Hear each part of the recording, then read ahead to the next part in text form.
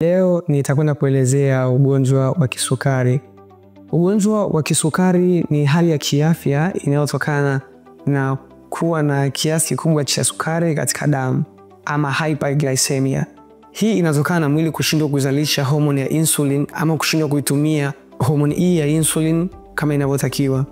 Insulin ni homoni inayosaidia glucose ama sukari kuingia katika seli na kutumika kama nishati. Kisukari kimegawanyika katika sehemu kuu tatu.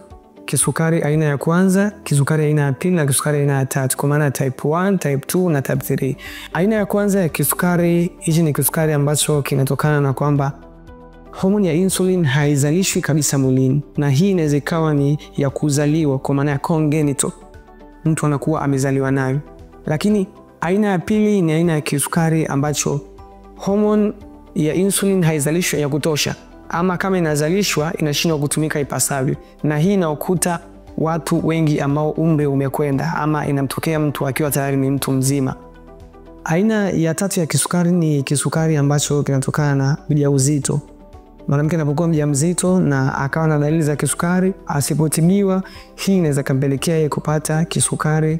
Kisukari kina dalili tofauti, na dalili hizi ni kama kupata kiu isivyo kawaida hasa wakati wa usiku, kukojoa mara kwa mara hasa wakati wa usiku, lakini pia kuchoka sana, lakini pia kupungua uzito kadri siku zinavyozidi kwenda. Mtu anakula lakini uzito unaendelea kushuka tu mara kwa mara, lakini pia kuwa na vidonda visivyopona kwa muda mrefu. Hizi ni dalili za kisukari. Namna ya kujikinga ama kudhibiti ugonjwa huu wa kisukari, unaweza kujiuliza nifanye nini? Leo nitakupa ushauri huu.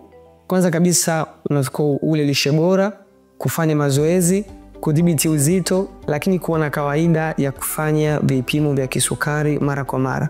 Mara tu unapokuwa una dalili kama hizi nilizozitaja, unapaswa kumuona daktari mara moja ili kuweza kujua updates za mwili wako kuhusu ugonjwa huu wa kisukari. Lakini pia kama utakuwa na maoni, ushauri pamoja na maswali, unaweza kutuachia katika eneo la comment hapo chini. Lakini pia kupata tips mbalimbali za afya kama hizi, usisahau kutufollow katika akaunti zetu. Karibu sana.